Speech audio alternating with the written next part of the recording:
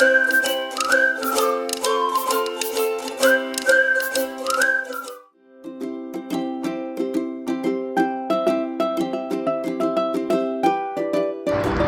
that's not right. I don't know nothing about no gold crystal, so let's hear about them.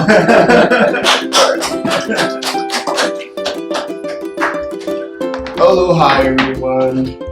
I'd like to say that gold is very interesting. And does anybody know where gold comes from? Okay.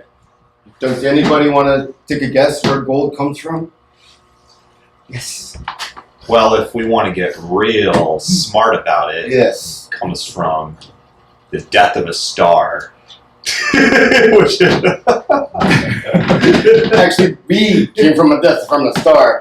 But yes, he got it halfway right. It comes from the sun. And unbeknownst to me, when I was younger, I just thought it came from some riverbank in California. But actually, to be technical, it comes from the sun. So it's the most prized and the most valuable.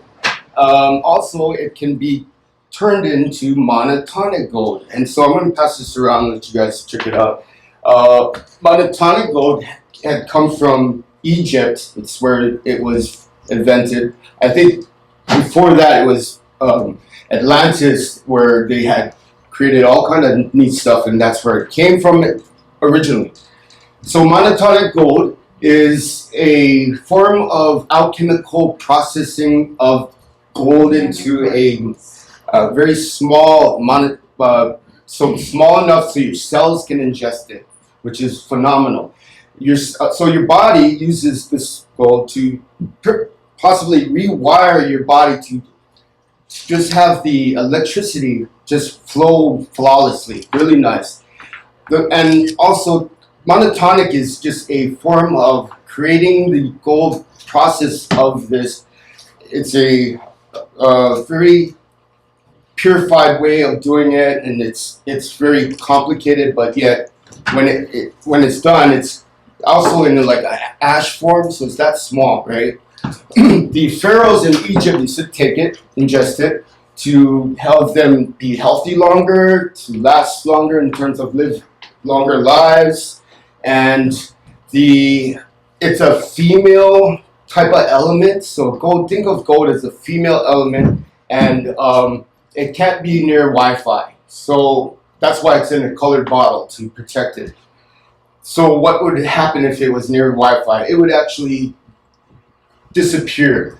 But it wouldn't actually disappear in the sense of gone, disappear. It'd be in another sense of a different reality, like in an etherical means. It'd be in like a spirit place, right? And so it comes in different colors, but I like the purple, and this one's a pink one though. Anyway, so there's a story that I really am fond of because it has to do with a cat. And so this woman had this monotonic gold that was inside of a lotion she's put on. It keeps her looking young. And there was a storm one night that was very strong storm. There was wind blowing. And so this cat was trying to walk in from the rain. And the door was kind of ajar, but it was flying back and forth.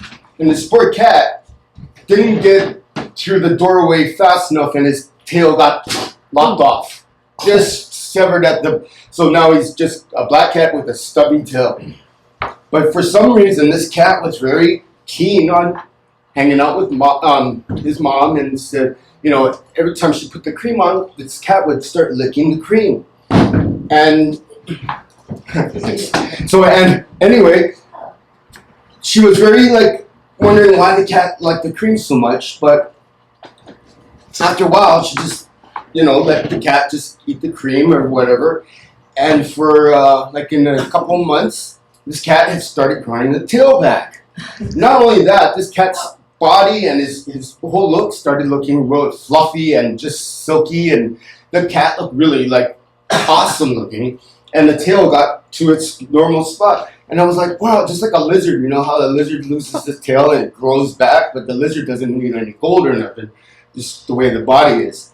So that just is remarkable to me. And now we're going to go to what this is.